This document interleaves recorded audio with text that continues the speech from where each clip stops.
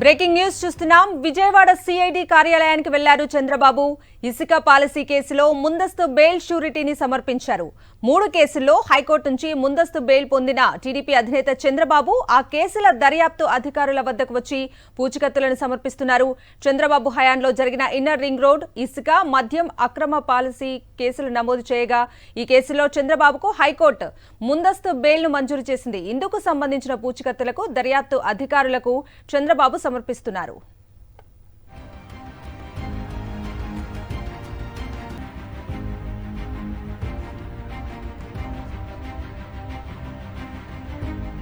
ఇక ఇదే అంశానికి సంబంధించిన పూర్తి అప్డేట్స్ ని మా ప్రతినిధి అశోక్ లైవ్ లో అందిస్తారు. అశోక్, చంద్రబాబుకు సంబంధించి ఇప్పటికే 3 కేసుల్లో వివిధ కుంభకోణాల కేసుల్లో ముందస్తు బెయిల్ మంజూరైంది.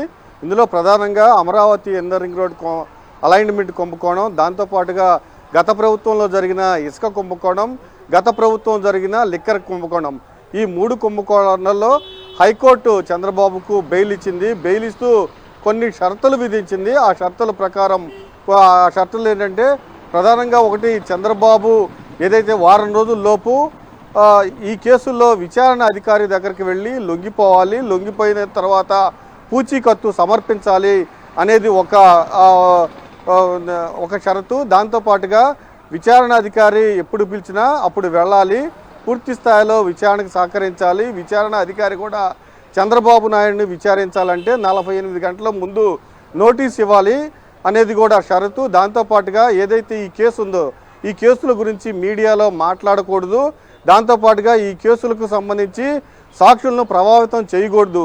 ఈ 5 కండిషన్లను పేర్కొంటూ చంద్రబాబు నాయుడుకు ముందస్తు బెయిల్ మంజూరు చేశారు. అందులో భాగంగా చంద్రబాబు నాయుడు ఈరోజు సిఐడికి సంబంధించి 3 కేసులు ఉన్నాయి కాబట్టి అటు విజయవాడ, ఇటు తాడేపల్లిలోని సిట్ ఆఫీసు, అలానే గుంటూరులోని సిఐడి కార్యాలయానికి వస్తున్నట్లు కూడా సమాచారం ఇచ్చారు. ఇప్పటికే ఇసుక కుంభకోణానికి సంబంధించి ఇసుక కుంభకోణంలో చంద్రబాబు నాయుడు A2 ముద్దాయిగా ఉన్నారు. ఆయన విజయవాడ తాడిగడపలోని సిఐడి కార్యాలయానికి కొద్దిసేపటి క్రితమే వెళ్ళారు. అక్కడ విచారణ అధికారికి లొంగిపోయి అక్కడ ఏదైతే పూచీకత్తు ₹1,00,000 పూచీకత్తు సమర్పించినట్లు కూడా మనకు తెలుస్తుంది. దాంతోపాటుగా ఇప్పుడు మరి కొద్దిసేపట్లో తాడేపల్లి సిట్ ఆఫీస్కు చేరుకొని ఉన్నారు. అక్కడ కూడా Amaravati inner ring road alignment కుంభకోణం ఈ కేసులో చంద్రబాబు నాయుడు A1 ముద్దాయిగా ఉన్నారు. దీనికి సంబంధించి ₹1,00,000 పూచీకత్తు, అంటే అక్కడ విచారణ అధికారి దగ్గరికి వెళ్ళి లొంగిపోయిన తర్వాత ₹1,00,000 సొంత పూచీకత్తు, 2 పూచీకత్తు ఉంటారు, దాన్ని అక్కడ సమర్పించనున్నారు.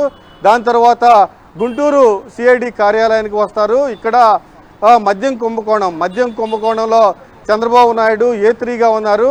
ఏదైతే అప్పుడు కమిషనర్గా ఉన్న శ్రీ నరేష్ ఆయన A1గా ఉన్నారు. తర్వాత కొల్లు రవీంద్ర ఎక్సైజ్, గత ప్రభుత్వంలో ఎక్సైజ్ మినిస్టర్గా పనిచేశారు. ఆయన A2గా ఉన్నారు. చంద్రబాబు నాయుడు A3గా ఉన్నారు. ఇప్పటికే శ్రీ నరేష్ ఉదయం వచ్చారు.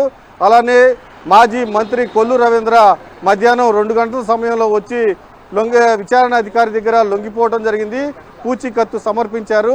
కొద్దిసేపట్లో తాడేపల్లి సిట్ ఆఫీసు అక్కడ విచారణ అధికారి దగ్గర లొంగిపోయిన తర్వాత పూచీకత్తు ఇచ్చిన తర్వాత చంద్రబాబు నాయుడు గుంటూరు సిట్ కార్యాలయానికి వచ్చి ఇక్కడ లిక్కర్ కేసులో దీనికి ఇక్కడ విచారణ అధికారి దగ్గర లొంగిపోయి పూచీకత్తు సమర్పించనున్నారు. Right Ashok, thank you for the updates.